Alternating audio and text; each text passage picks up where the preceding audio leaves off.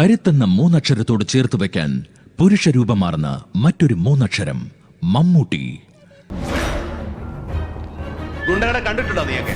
കൈക്കും കാലിനും തലയ്ക്കും ശരീരത്തിന്റെ പുഷ്ടി അനുസരിച്ച് വില പറഞ്ഞ് ആവശ്യക്കാരന് വെട്ടിക്കൊടുക്കുന്ന നല്ല പണിക്കാരുണ്ട് ഈ പട്ടണത്തില്. തൊട്ടില്ല നീയൊന്നും, മുന്നിൽ പോയി നിൽക്കില്ല, വിട്ടുക്ക് വിറയ്ക്കും, സ്കെച്ച് ചെയ്ത് കാത്തിക്കും വരഞ്ഞോളാൻ പിള്ളേര്. മലയാളിയും മമ്മൂട്ടിയും ഒന്നിച്ചുള്ള യാത്ര തുടങ്ങിയിട്ട് 4 പതിറ്റാണ്ട്. അംഗമുറ കൊണ്ടും ആയുധബലം കൊണ്ടും ചതിയൻ ചന്തുവിനെ തോൽപ്പിക്കാൻ ആണായി പിറന്നവരിൽ ആരുമില്ല. മടങ്ങിപ്പോകും. അനുഭവങ്ങൾ പാളിച്ചകളിൽ ആരംഭിച്ച ആ സിനിമാ ജീവിതം ഇന്ത്യൻ സിനിമയുടെ ചരിത്രം കൂടിയാണ്. ചെറിയ വേഷത്തിൽ തുടങ്ങി അമ്പേക്കറോളം വളർന്ന മമ്മൂട്ടിയുടെ കഥാപാത്ര വ്യത്യസ്തത അഭിമാനകരമാണ്. പോയി ലെൻസ് എടുത്തിട്ട് വരാൻ പറയും സാറേ. എന്താ എല്ലാരും മേടിച്ചു നിൽക്കണേ? പോയി ലെൻസ് എടുത്തിട്ട് വാ, എന്നിട്ട് കാണാൻ രസമുള്ള കാഴ്ച എല്ലാരും കാണുക. ഒരരേനും നടക്കാത്തത് ഞാൻ ചെയ്യുവാടാ.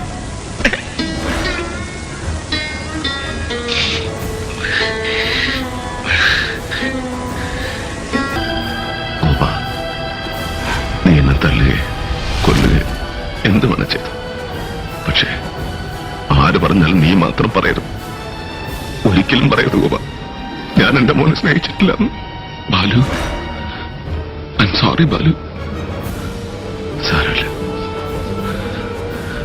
ഇനി എന്റെ മോനെ നീ എനിക്ക് തന്നെ വിട്ടു തന്നെ ഞാൻ പോയിക്കും.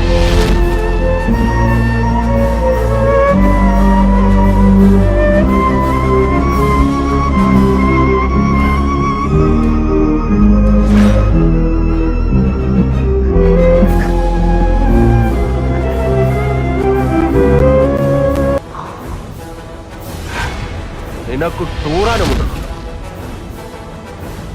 ബഹുമാനിക്കേണ്ടവരെ കണ്ടാൽ നിനക്ക് ബഹുമാനിക്കാൻ അറിഞ്ഞൂടെ?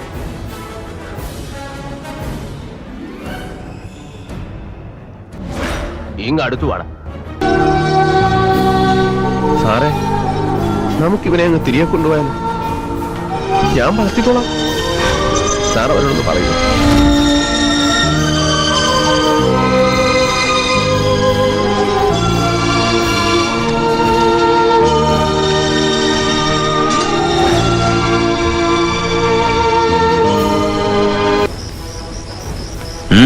Bapuji was shot dead while he was going for the prayers.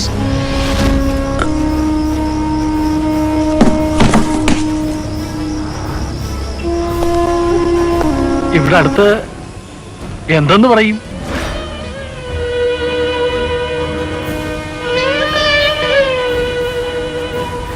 ഇവിടെ തെക്ക് 2 വീടപ്പുറ വാടക.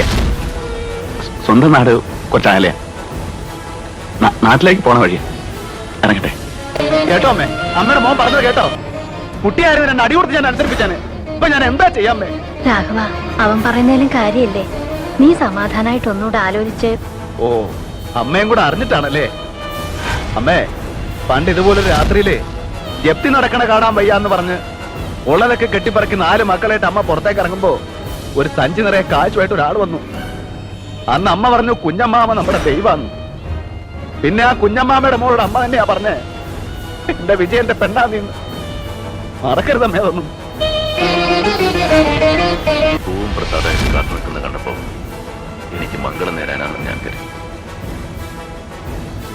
എനിക്ക് നഷ്ടപ്പെട്ട എന്റെ അനിയൻ മറ്റുള്ളവർക്കൊക്കെ വെറും വീരസിംഹൻ മാത്രമായിരിക്കും.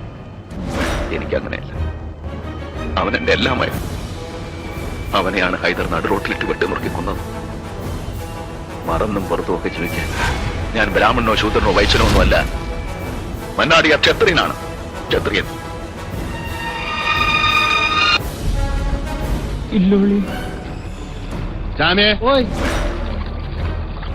ആ ഇടത്തെ മൂരിക്കൊരു ഇടച്ചിലുണ്ട്. ഇല്ലോളി എന്താടാ ഈ അതിനെ അയക്ക്.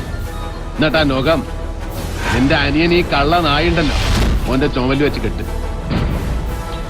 പറഞ്ഞതനുസരിച്ച് നായ ചെല്ലടാ. നായെ കൊല്ലണ്ടോ? അതിനിങ്ങനെ തല്ലി ചേർത്താ കൊല്ല.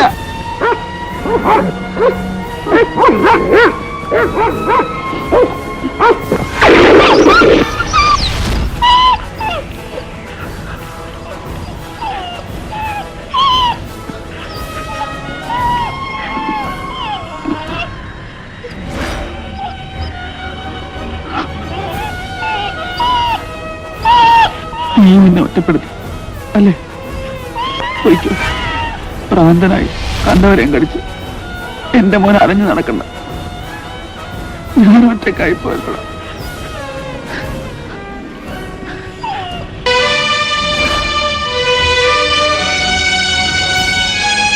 ചന്തുവിനെ തോൽപ്പിക്കാൻ നിങ്ങൾക്കാവില്ല. ജീവിതത്തിൽ ചന്തുവിനെ തോൽപ്പിച്ചിട്ടുണ്ട് പലരും പലവട്ടം.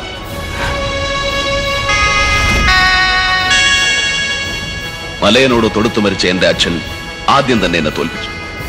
സ്നേഹം പങ്കുവെക്കുമ്പോൾ കൈവറച്ച ഗുരുനാഥൻ പിന്നെ തോൽപ്പിച്ചു. പൊന്നിനും പണത്തിനും ഒപ്പിച്ച് സ്നേഹം തൂക്കി നോക്കിയപ്പോ മോഹിച്ച പെണ്ണു എന്നെ തോൽപ്പിച്ചു. അവസാനം സത്യം വിശ്വസിക്കാതെ ചെങ്ങാതിയും തോൽപ്പിച്ചു. തോൽവികൾ ഏറ്റുവാങ്ങാൻ ചന്തുവിന്റെ ജീവിതം പിന്നെയും ബാക്കി. മടങ്ങിപ്പോ.